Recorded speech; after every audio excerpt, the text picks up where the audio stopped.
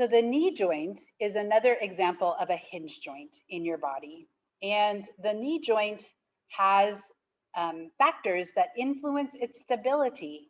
So remember that we talked about 3 factors: the shape of the articulating surfaces, which would be the femur articulating with the tibia. The femur also articulates with a special sesamoid bone called the patella. So we have like the patella sitting in the anterior surface of the knee, and then the tibia underneath. Now, if you remember from our discussion of those bones, those condyles do not sit very deeply into the shape of the tibia. And so the knee has a very important structure in it, which is a cartilaginous tissue that is called the menisci. Okay, so let's write some stuff down about the knee joint. So the femur articulates with both the patella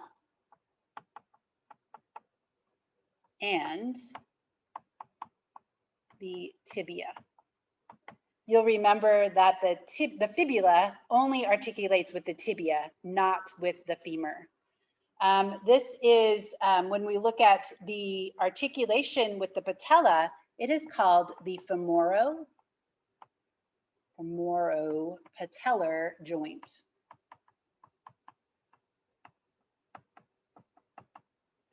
This is a plane joint, flat surfaces, and plane joints allow for gliding movements.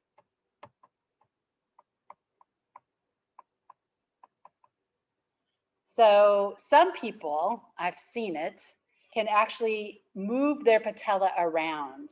That should not be the case. It should be pretty much stuck in position to help protect the knee. But if you have hypermobility issues, sometimes you can move that patella around, and that can actually be kind of dangerous, because that means that your knee joint is not very stable and it is prone to being injured.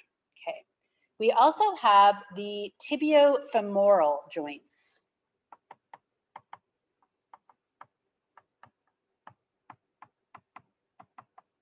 And so there's a medial, where the medial condyles fit together, and there is a lateral.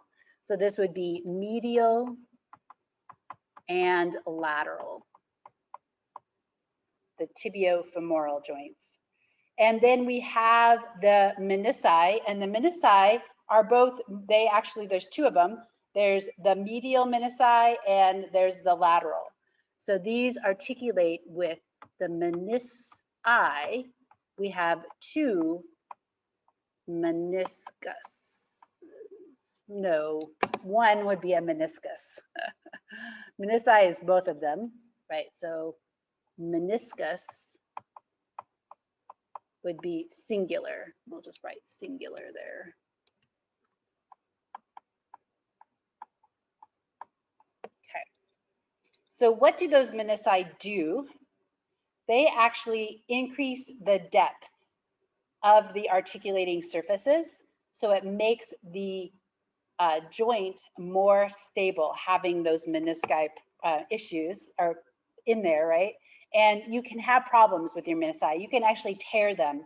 And one of the problems with cartilage is it's not vascular and it's not easily healed. So oftentimes you would have to go in and they shave. They might hear about this arthroscopic surgery, where they go in and they shave the meniscus away to take rid of the rough parts, because that is going to affect the mobility of the joint.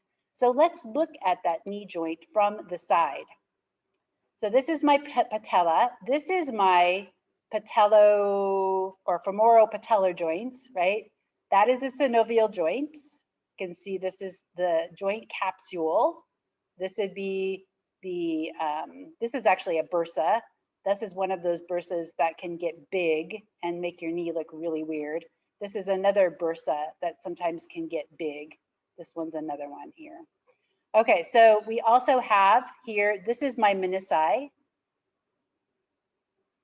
This is showing to the outside. So this is just both parts of the lateral meniscus. And then these we're going to talk about are ligaments. And I think you probably have heard about these. These are called the cruciate ligaments because they cross. They cross from the front and attach to the back, posterior, and from the back to the front, back to the front, and that's the anterior. Those are abbreviated as PCLs or ACL. So you might hear somebody say, oh, I tore my ACL. Their joint is going to be really unstable, and they're most likely going to need surgery in order to get that stability back.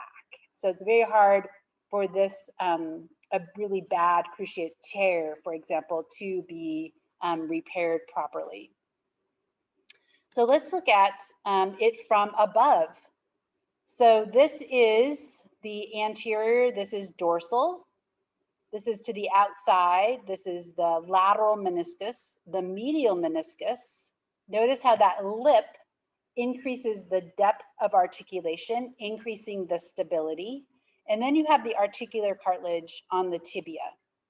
We also have the anterior cruciate ligament coming down, posterior cruciate ligament coming up from the back, coming up from the front, coming up from the back.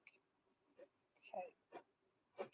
Going back here, I wanted to point out one other thing. So those three factors: depth of articulation, strength of cruciate ligaments, but there's also these ligaments here. So this is, there's also, there's lateral and medial ligaments. This is actually a articular capsule. But there's also here, I mentioned the tendons of the quadriceps femoris. So this crosses over this joint. And so if you have instability in your knee, one of the things that you can do to increase stability is to work out this muscle. Like when you're sitting in a machine and you are extending and flexing your leg at the knee, that is going to help in strengthening or just squatting, right? Using your body weights to increase the